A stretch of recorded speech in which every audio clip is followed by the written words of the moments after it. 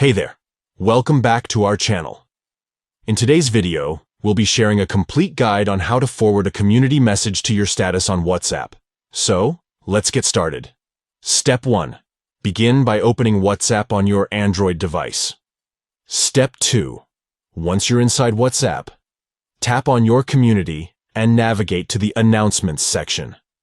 This is where you'll find the community messages. Step 3.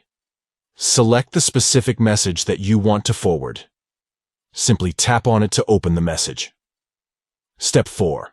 At the top of the screen, you'll notice a forward icon. Tap on it to access the forwarding options. Step 5.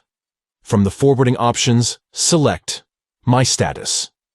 This will allow you to share the community message as your status.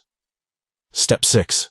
Finally, tap on the send arrow icon to publish the forwarded message to your status. And there you have it. You've successfully forwarded a community message to your status on WhatsApp. Now, you can share important updates and announcements with your contacts through your status. We hope you found this guide helpful.